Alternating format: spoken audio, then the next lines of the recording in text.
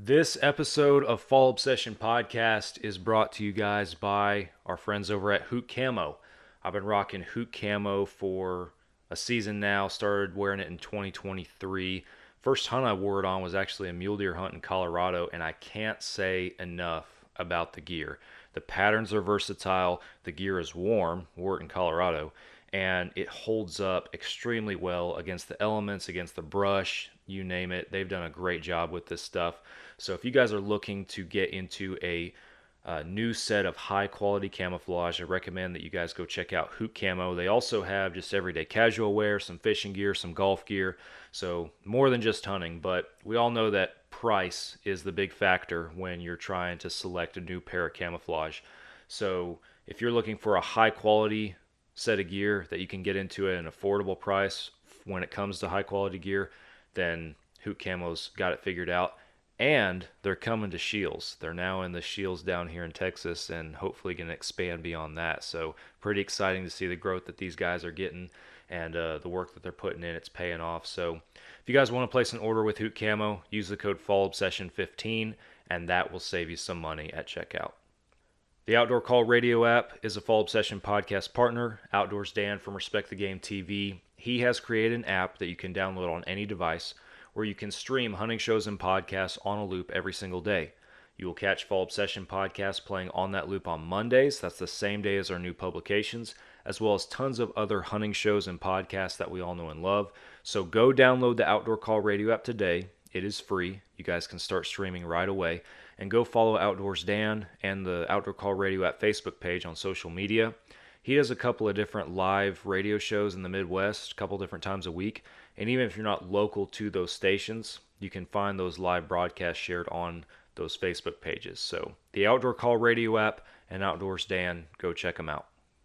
Elite Archery is a Fall Obsession partner. Been rocking an Elite bow for several seasons. Got a new ethos coming my way and I can't wait. But the ultimate test for you to see if you like Elite Archery is going to be going to your local dealer and taking the Elite Shootability Challenge and see what you think. Have them put one in your hand, compare it to other bows, and let the results speak for itself. Elite Archery, go check them out. Last but not least, Ridge Rock Hunt Company is a podcast partner. Derek Eves over there in Mississippi. He books hunts with vetted and trusted outfitters across the country. So if you're looking for that next adventure, that next hunt, one that you've been saving up for, maybe even a bucket list hunt, then go give Derek a call. He'll work with you on all the details and find a trusted and vetted outfitter that is right for you. Ridge Rock Hunt Company, go check them out. Finally, thank you guys again for tuning in to another Fall Obsession podcast. Whatever platform you are streaming on, be sure that you hit that follow and subscribe button, whatever they have up there for you. Turn those notifications on if that's an option. That way you guys know every time we drop a new episode. Watch our videos on YouTube. Follow us on all the major social media platforms and go to fallobsession.com. Check out all the content we have flowing through there and maybe pick you up a hat or a shirt or something to support a small-time hunting brand. We always appreciate it.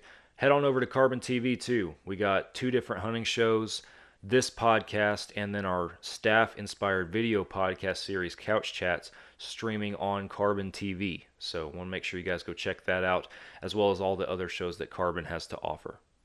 That's it. We're heading over to the episode. You guys are listening to another Fall Obsession podcast. Oh, you got her, dude. She's down. Let's go. Dude, I just shot a deer of a lifetime. Freaking smoked him. One with nature, and if you're a believer, one with God. Definitely gets your heart pumping. Boy, you are in trouble. Fall Obsession Podcast. What is up, everybody? Welcome back to another Fall Obsession podcast. My name is Sam Thrash, and I am your show host over here with you guys again. And as you can see, if you've been following along with the journey and our episodes in recent months, you know that I've started doing some solo podcasts on this show. Not just as a filler, but over topics that are on my mind, that I'm passionate about, and that I feel like I can really dive deep into.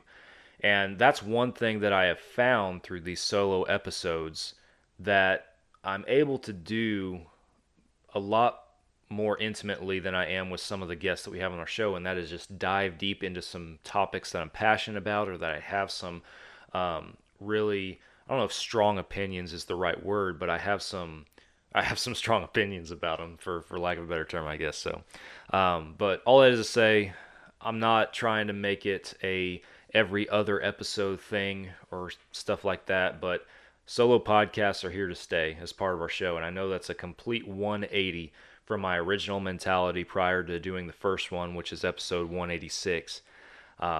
But the feedback that we've received, the results that we've received from them have been great, better than I could have imagined. So I'm appreciative of you guys. By all means, if you have any more feedback about our show in general or these solo podcasts, feel free to share it with me. The good, the bad, the ugly, all of it. I want to hear it. It's what makes us better. But I'm gonna keep doing this every once in a while. At this point, it's somewhat regularly, not every other episode, like I said, but want to dive into some topics and really just start going on about some stuff and seeing where these episodes take us. But tonight, the topic that I want to talk about kind of revolves around the origin stages of small-time hunting brands. And I have actually written a question that kind of takes us into this conversation, and that question being, so you want to build an outdoor brand? This episode is for the little guys. This episode is for the blue-collar folk who are passionate about hunting, who are passionate about the outdoors, and who want to establish themselves in the hunting and outdoor space in some capacity. It can be anything. It can be a YouTube channel. It can be a social media page. It can be a show. It can be a podcast. But there are plenty of people out there who are wanting to do this, who are dedicating their spare time outside of their normal Monday through Friday or Monday through Saturday, sometimes a 7-day-a-week blue-collar grind. They are still finding time to do everything they can to express and share their passion for hunting in the outdoors by whatever means they deem appropriate. So this episode is for y'all, and I'm going to get into some of the origin stages of Fall Obsession and where I was when we started this whole thing back in 2012 now. 12 years ago. That's crazy to think about, but that's when it started. And I'm going to share with you guys some of the good and some of the bad along the journey, and I hope that it inspires somebody to maybe take that extra step or maybe try something different or do something that they haven't been doing yet that might be able to take you to the next stage. Because one thing that I learned early on, one thing that I realized is that there are a ton of people out here doing this in the outdoor industry, this being trying to make a name or build a brand that they're a part of or for themselves in the hunting and outdoor industry. I don't like the word industry. I use it all the time, but I guess I use space instead as kind of an alternative. But in the hunting and outdoor space, there's tons of people out there. And I'm sure if you guys are active on social media, if you listen to a lot of podcasts, you've heard and seen anything from one extreme to the other, right? There's obviously folks that are absolutely killing it, and they're making money, and which is good. I'm proud of them. Good for them. They're making money. Their content is top notch, and they're just killing it in the online hunting and outdoor media world. And then there's people who, for some, are struggling to find their identity. They've created a page, or they've started a show, or they're filming their hunts, or they've maybe started a podcast, but they don't really know what to do with it. And that's no disrespect to anybody that's in that boat, because we've all been there. Again, this episode is to hopefully encourage you guys in some sort of direction that maybe you need encouraging in. So, like when we started, I didn't know what Fall Obsession was. When Fall Obsession started in 2012, it was a blog. I had a blog on Blogspot that I just shared my own hunting and outdoor ideas, thoughts, experiences, stories, you name it. And there was no purpose to it. it actually started before that as a newsletter, is what I called it. And I would just write one thing a month, and I would send it to a very small list of quote unquote subscribers, which was basically a group of like 7 friends. I'm not joking about that, 7 friends. And one of those friends, who is still a friend and actually our business development director here at Fall Obsession now, Nick Latham, he told me at the time, he's like, hey, you should stop doing the newsletter where you email it every month, and you should make it a blog. That way people can find it online. So that's what led to me starting the blog spot and starting to share that kind of stuff. And I piddled around with that for a long time. And I was videoing some stuff. I wasn't good at videoing. I wasn't good at editing or anything like that. But I was, just feeling out those things and, just trying to get my feet wet and figure it all out. That's what I was doing. And I never had ambitions to own a company or start a brand like this. Again, back then I had no idea what this thing even was or what it was supposed to be or what it was going to be. In 2015, I decided to start a field staff, and I was inspired by another company that I had gotten connected with, and I honestly, to this day, I wish I did, but I don't even remember how I got connected with them. They were a scent elimination company, and they had a field staff, and I got on field staff. And that's what kind of sparked the idea on, hey, what if I had a field staff? And again, keep in mind, I have a blog, and I'm nobody. I am at the bottom of the bottom at this point. Not even paying attention to how many people are following, not even paying attention to my analytics or anything like that. Just ideas floating around in my head pretty much. And so I got this idea to create a field staff, but the other driving factor behind it was, well, what if, like, I'm sharing all my stuff on this platform, what if I got other people to do the same? Because I hunt Texas. I had never even at the time hunted outside of Texas once. So I was like, well, what if we got all these other people with all these other experiences, all these other backgrounds to come in and join us and start sharing their stuff? So I put it out there, field staff. I wrote up a quick deal about, hey, this is how it's going to work. This is how we're going to reward people and have a point system and tiers and all this kind of stuff. I built what I thought at the time was the best thing that I could come up with. And again, I'm nobody. And I had 10 people sign up for it.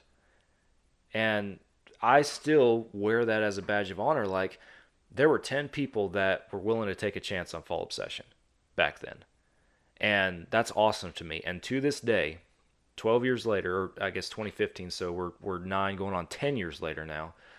To this day, we still have 2 of those original people on our team, which I think is super cool. Drew Tordick, who is our marketing director and vice president now here at Fall Obsession, he was one of those original 10. That's how I met Drew.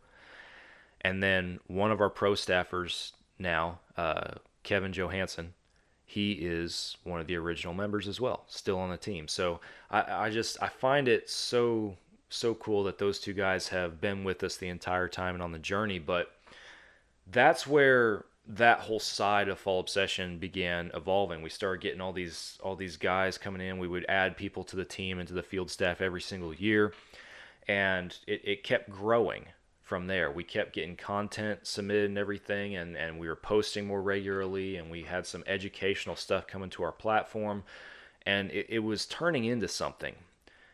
I still didn't really know what it was. We started getting some partnerships and started knocking on some doors and building some relationships. We had some good lasting relationships that were awesome for the time. We had some relationships with partners where they weren't so great. And I bring that up just because, and this has been a while ago, and I learned these things the hard way. But there are people out there who are just looking to make a buck, who to them this is just a job, and they don't really give a crap about you, the little guy. And I don't condone that mentality. Fall Obsession in the past has been a victim of that mentality, and it's only because of me being naive, if you will. But you got to trust the people that you're working with, and you got to build those relationships. And that's what I like. If you are working with somebody, I think it's a good idea to get to know that person, if at all possible, to meet that person in person and talk to them before you develop a relationship, to test their product, to test their gear, to look at their reputation outside of your brand and elsewhere in the industry, and not just look at it as, oh my gosh, I got this trail cam company, or I got this scent elimination company, or this deer lure company, whatever it might be, and they want to take a chance on me. I got 200 followers, and that's it, and they want to take a chance on me. I can't believe it. I get that you get excited, but you still have to do your homework. And there was a deer attractant company back in the day that screwed over Fall Obsession, and that was because I was naive about it. That company no longer exists, so it is what it is. But we had to learn some of those relationships the hard way and everything. And one thing I have learned about the outdoor industry is that it is one of the most challenging industries to grow in, to build a brand in. And if you are passionate and dead set on creating something in this outdoor industry, you have my full support, but you're going to have to work for it. 100% you are going to have to give it a lot, and you have to find something to set yourself apart. And again, I'm not dogging on the little guy, but in this industry, there are a lot of little guys out there. And there are plenty of people out there who are just they do just have a general idea in their mind of what they want a company to be like. Oh yeah, we're going to have a show, and we're going to get sponsors, and we're going to make money, and we're going to post pictures online to do all that. And that's their plan. That's it. And if that's your plan for you listening, no disrespect to you, but you need more. You got to have a mission, you got to have some drive, you got to have some work ethic, and you got to set yourself apart from the next guy over. Because that's what people are looking for. What's unique about you? What do you have that shows that you're committed to this? What do you have that, back up the data? What do you have that shows me that you can generate what you say you can generate? You got to have that stuff ready to go, especially when you start talking to larger organizations and larger companies. The other side of that is you can't get frustrated when it doesn't go your way. And I've learned this the hard way. I still struggle with this to this day. I've had companies, let me back up. I've learned in the outdoor industry that for some of these companies, it seems like there's a high turnover rate too. Because as a brand starts getting corporate and starts becoming what we would consider a big name in the industry, a big brand, a big product, they have all these different tiers of people and employees that work full time for them. And what I am discovering is that there's more and more people entering this industry from the corporate side that don't have a very strong background in hunting in the outdoors. They applied for a corporate job, a marketing job, a customer relations job, whatever it might be. And that's the job that they have, and now they're working the hunting outdoor space. And no disrespect to those individuals, but that generates a higher turnover. Because if it's just a job to you, then when the next job comes along that has better pay, better benefits, better hours, whatever it might be, what's to keep you from going over there? And I mean, that's America for you. More power to you, man. Like, I'm not dogging you for that. But it creates a higher turnover for some of these companies. A good example is I've worked with a brand in the past where I had 4 different reps in 6 months. And that was super frustrating for me because 4 different times in 6 months, I felt like I was starting from square one again. Hey man, my name is Sam. I work for Fall Obsession. This is what Fall Obsession is. This is what Fall Obsession does. This is what we're looking to get out of this partnership. This is what we can offer you. I felt like I was giving my pitch over and over again, getting nowhere with this brand that I really wanted to work with. And that's the kind of stuff that you're going to have to deal with. Maybe not that specific circumstance, but it was frustrating for me, but you had to keep grinding. If you want it, you got to go get it. You got to work for it. You got to set yourself apart and sell yourself to the next guy, you know? Believe in your brand. Believe in what you're doing. And I've struggled with that. There's been times I've struggled believing in Fall Obsession sometimes, and struggle with what the identity of the Fall Obsession brand is or should be over the years. But there's inspirational people in my life who have inspired me and motivated me and lit a fire back under me and kept this thing moving, both within our company and outside of our company. Going back to our stages of growth, you know, we decided several years ago that we're going to be a hunting and outdoor media production company.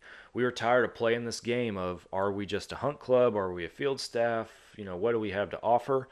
No, we are going to create the highest quality content we can, the most educational content that we can for the blue collar hunter, because we are blue collar hunters as well.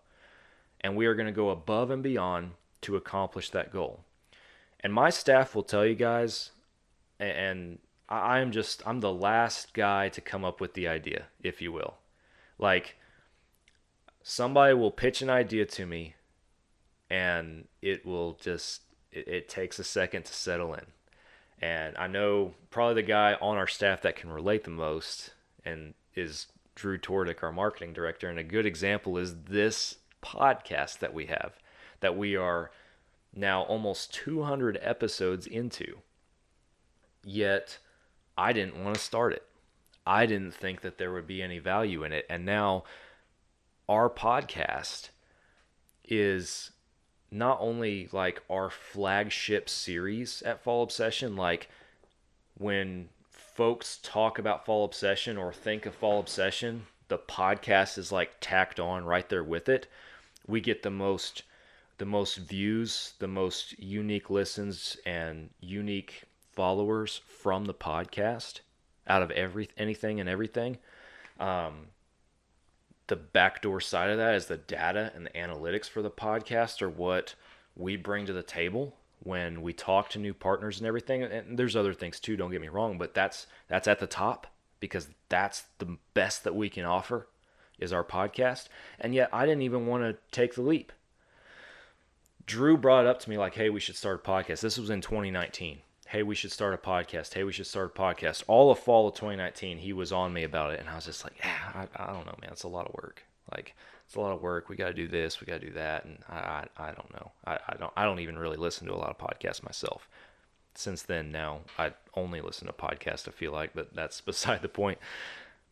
We had a staff hunt in December of 2019 in Texas, whitetail hunt. We've talked about that on our show. Actually, that hunt itself was all of episode 2 of our show was talking about that hunt. Incredible experience. But Drew came down here to Texas to hunt, and I remember we were cleaning, or I can't remember if it was, I think it was the day before we left. We were like cleaning up after dinner, and Drew handed me this recorder that to this day I'm still using, by the way. Hands me this recorder and is like, hey, I made an investment. I'm in this thing.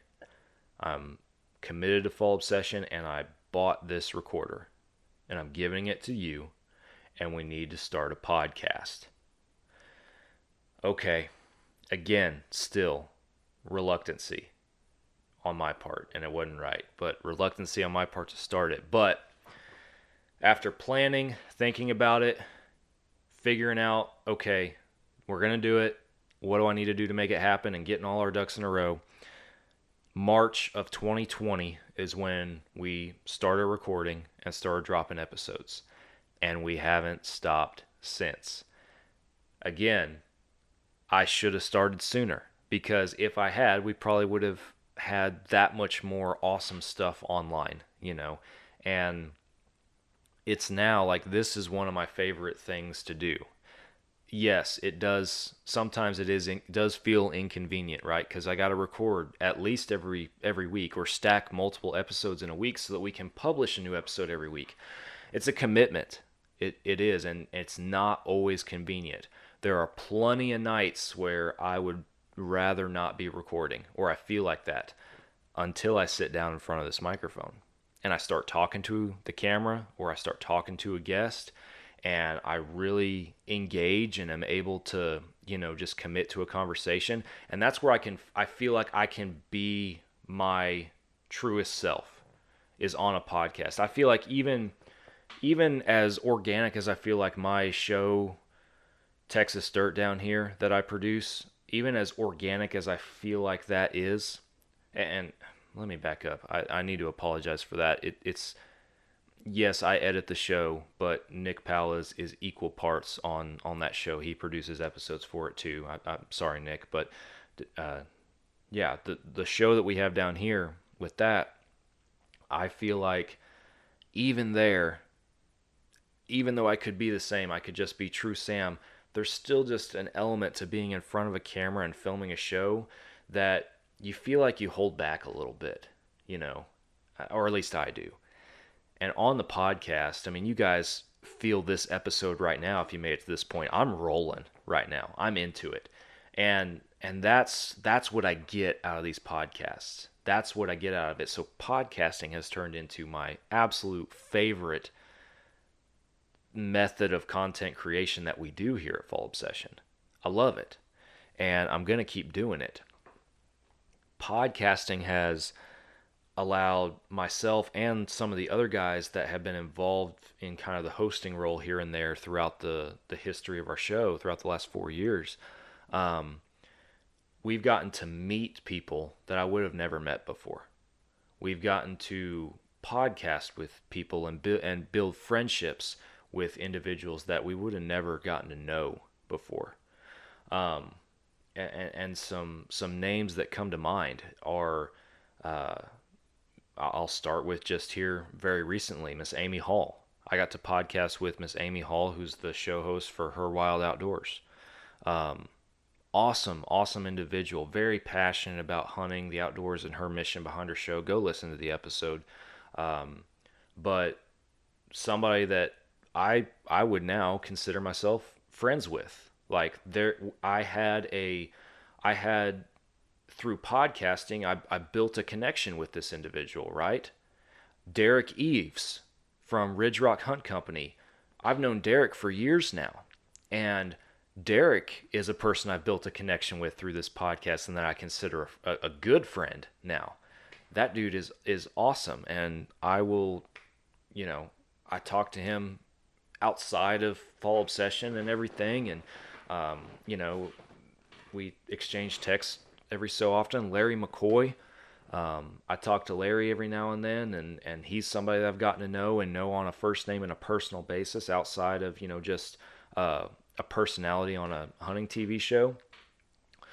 The RJ Ciancerulo, I'll name drop him too. Like this is a guy that, again, I texted him the other day, congrats on your wedding, man, and we had a message exchange because, again, a guy that I grew up as a kid watching his parents on their hunting TV shows and seeing him on there as a kid. I never once thought that I would get to, have that sort of connection with him personally.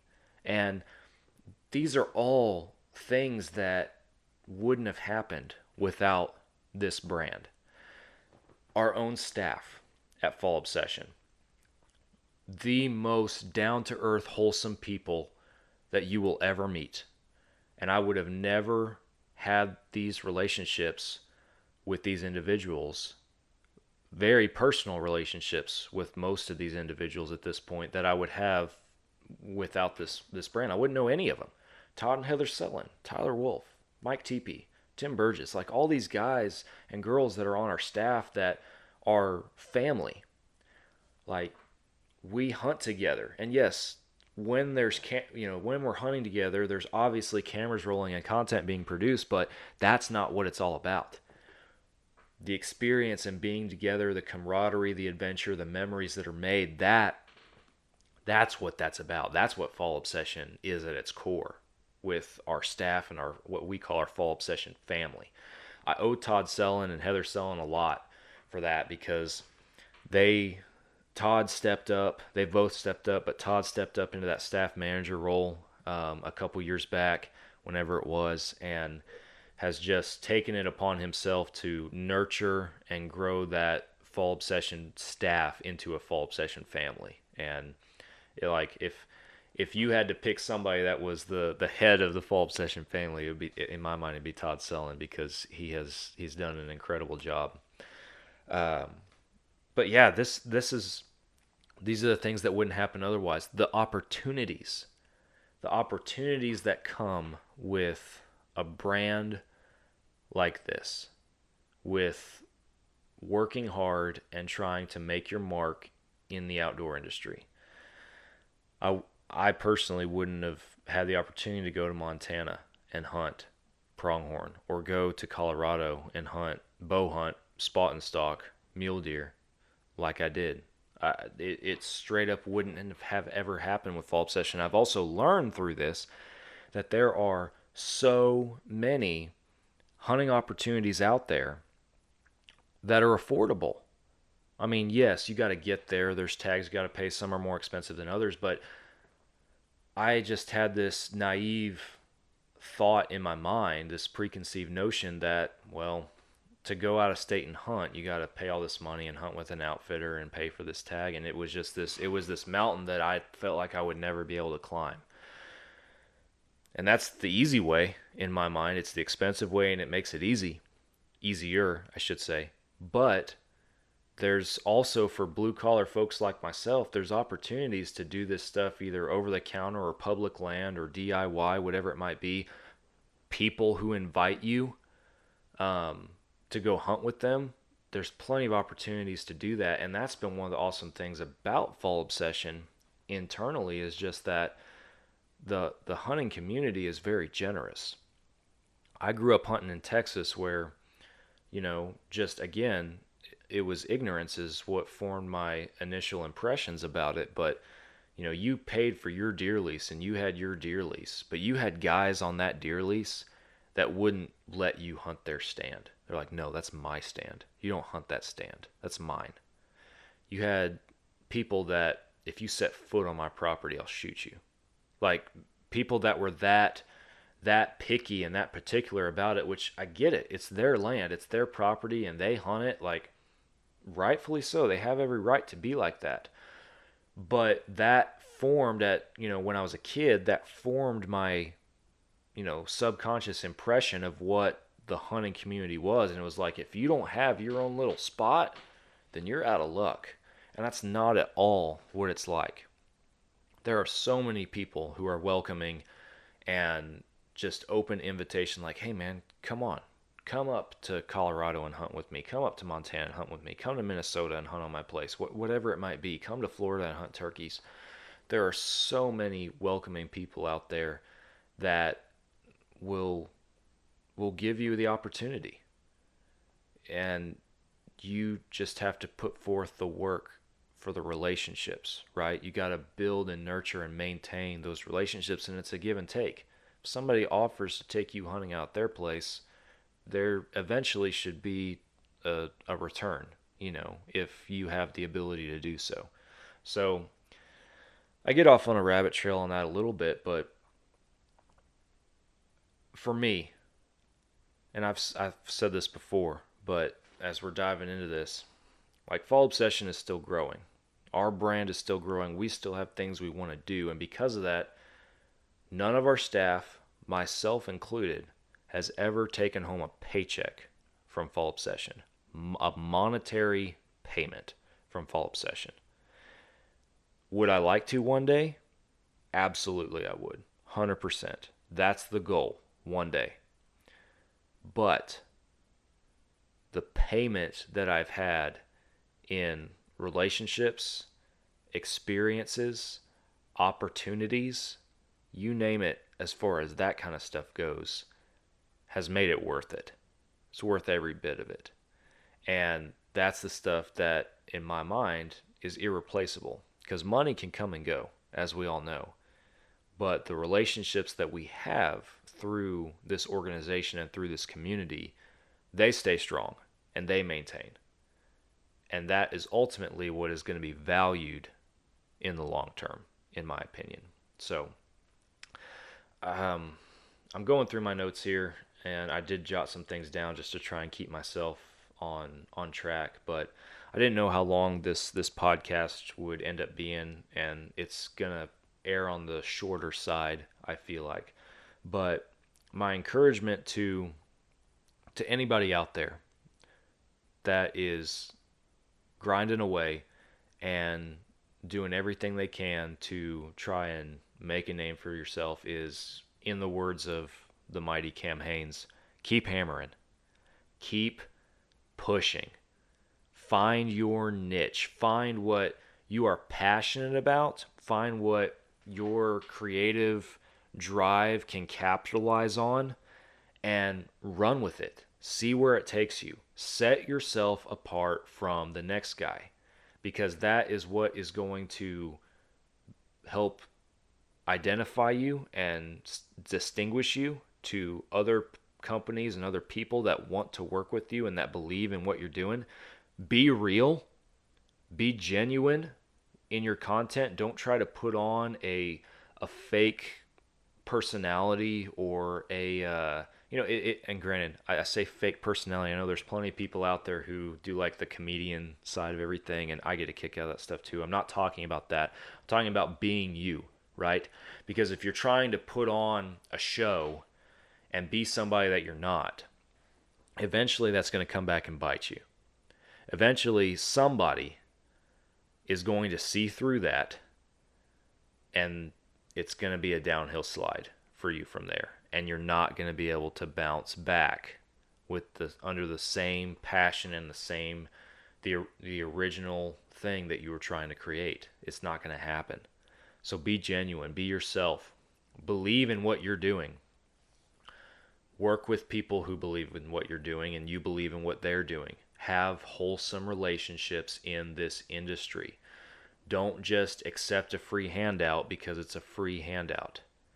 I'm proud of Fall Obsession and the fact that all of the partners that we have, the people that we have surrounded ourselves with in this industry, we find to be genuine people. We find to have products that work, that we believe in. I know it's one, like I can create a reel on Instagram and tell you, go use Hoot Camo, or you heard it at the beginning of this podcast. I use Hoot Camo. I'm putting my name on that. And my name means something to me. So put your name on something you believe in. I put my name on a product that I had held in my hands. I had done my research on. I had looked their owner in the eye and shook his hand and bought him a barbecue sandwich and sat with him for hours talking about hunting. I believed in that product, and we started that relationship right then and there. And he believed in us, and he went full send into his investment into Fall Obsession, same as we did into Hoot Camo. That's an example of, in my mind, believing in each other and not just getting something because you have the opportunity to get something for free or to get a discount or to, whatever it might be. Believe in one another. Build good relationships. We talked about being genuine. You got to work. You got to work for this stuff. If you want to be somebody and you want to have something in any industry, but especially in the hunting industry, you got to work for it. And if you put in the work for it, you set yourself apart, it'll pay off for you in the long run. There's going to be long nights, there's going to be long days, long weekends, there's going to be times where you want to quit. Don't. You can't. Not if you want to make it. You look at anybody in this industry that has made something of themselves or of a brand, and there was a low point for each and every one of them. They didn't quit. They pushed through. They made it happen. And every single one of us has, deep down inside, the ability to do the same. We just got to dig it out. And we got to push through. The other thing that I'll say is support one another. And I don't just mean like, hey, good job, man. Keep doing what you're doing. And I'm not talking about financial support either. I get, like, believe me, I'm feeling it too. Stuff is more expensive than it's ever been before, and it's harder and harder to have, extra money to play with. You gotta dedicate yourself to have play money these days if you're blue collar, I feel like. And I feel like if you're listening to this show, you might be in the same boat I am as far as what the reasoning is for all that, but I'm not here to talk about that. Needless to say, that's where we're at. Not everybody can go to fallobsession.com and buy a hat or buy a t-shirt. Just buy a raffle ticket for whatever we're raffling off next, which, by the way, we are doing some raffles coming up, so keep your eyes open. But not everybody can do that, right? So what is a $0, 0-cent investment in your buddy's brand, a brand you believe in, that takes you 3 seconds? I think you know where I'm going with this. It's social media. We're in a media world. We're a media company. People are trying to put out media. Go to their Facebook or their Instagram page. If you don't follow and like it, follow and like it. You should have already been doing that. And then go to the button. There's 3 little dots there. Click on those. Go to the button that says invite friends. Select all and invite.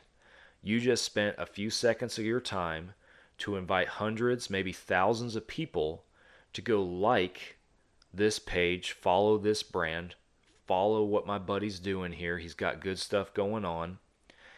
And I guarantee you a bunch of those people are going to do just that because they also understand the value of that data. I've talked about that on this show before. That making that digital investment like that into somebody, it pumps numbers.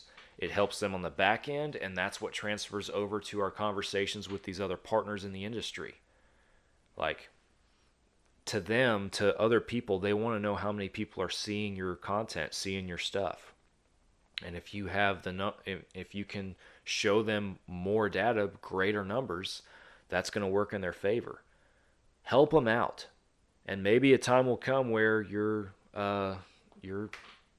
buddy that you just invite on Facebook to follow this page might actually see a product on that page that he wants to buy, or knows of a buddy that is looking for, land consulting or something like that. It's like, oh, hey, I know a guy.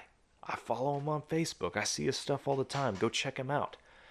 That's where the digital $0, 0-cent investment starts paying off as a monetary investment for that small brand. And you just helped them out. So, in conclusion, support your friends. Support your hunting buddies. If you have your own small-time hunting brand, then invite people to follow your page.